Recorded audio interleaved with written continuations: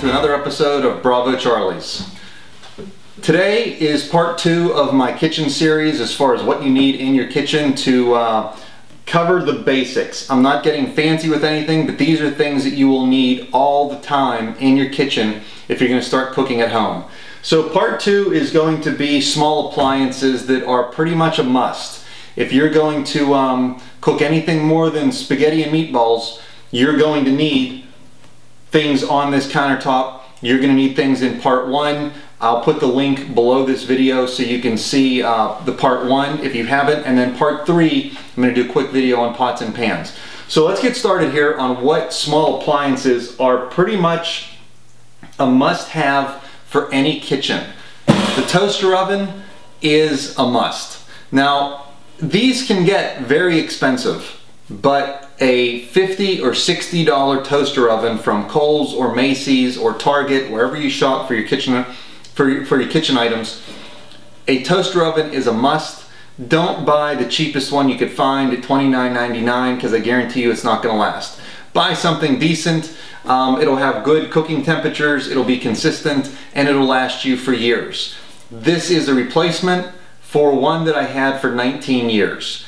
The one that I had for 19 years was still working, but I wanted something a little bit bigger with a little bit more features on it. So by all means, 50 or 60 bucks will get you a nice toaster oven that is very important to have in a kitchen when you're making different recipes. A steamer. This isn't a necessity because by all means you can put water in a pot and cook your vegetables that way. However, steaming them works better, tastes better. You don't get, the water doesn't saturate the vegetables. Steamers are not expensive. You could pick up a decent steamer. I've had this one. This is a Black & Decker. I've probably had this one for 15 years. I use it for everything. I made asparagus in this last night. Use it for everything from corn, asparagus, broccoli, whatever vegetable we're having for that evening gets steamed in here. And then it's nice because you could strain out the water and it's pretty easy cleanup. Buy a decent one, and like I said, I've had this one for 15 years. Very handy to have in the kitchen. Now, this is something that I want to throw out there. This is a scale. It's not going to be something you use every day. However, there will be certain recipes you do that will require measurements in weight rather than a cup of this, a tablespoon of that. A decent cooking scale or a kitchen scale, this one is by OXO is the brand. You can pretty much get this anywhere. It's very important if you're measuring something, you need something by weight. This has an adjustable front on it so you can put something really big on it. Candy, a lot of times things will be in weight.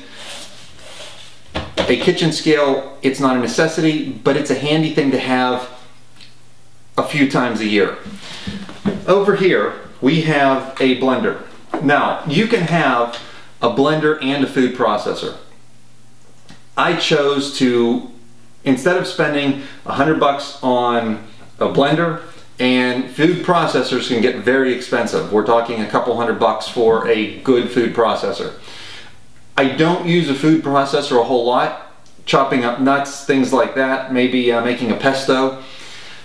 A food processor slash blender combination, what brand is this? Cuisinart, with a glass. Make sure you get a glass blender, not a plastic one. You'll be happy about the glass one, trust me. Cuisinart makes a very good brand, or is a very good brand. They make a very good blender. I can't remember exactly how much this was. It was probably a little bit more than 100 bucks, but it has the food processor attachment that goes right on top. So in one appliance, you now have a food processor, a small one. It's only going to hold about a quart. A food processor and a blender. Very handy to have that way. Now, I want to go over an absolute must for a kitchen. You have to get a Kitchenaid stand mixer. Kitchenaid stand mixer. This is their artisan model. I believe this one starts at $300. They can go up, and I use this all the time. They will go up in price from there. They have models that run $500 or $600.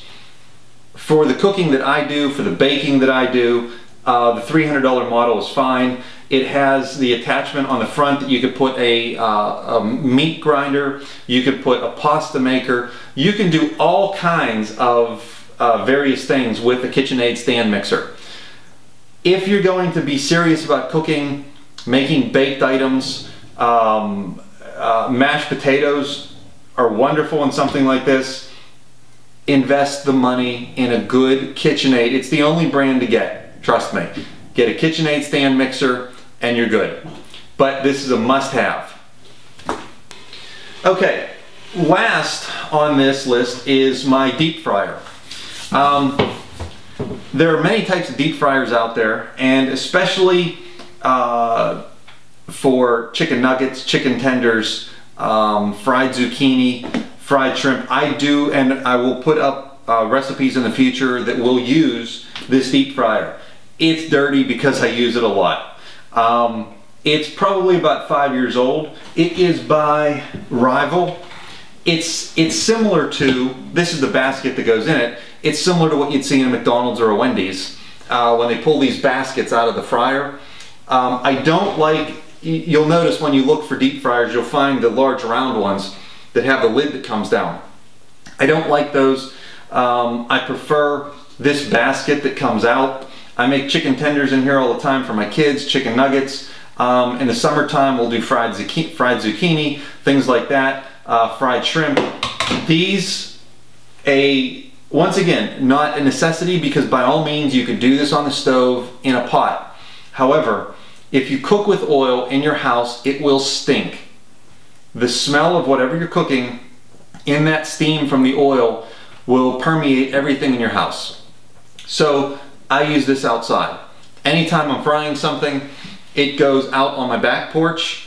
I plug it into an exterior outlet, and I do all my frying outside so I don't bring that smell in the house. It really will. It'll get into your drapes, it'll get into your couch, everything.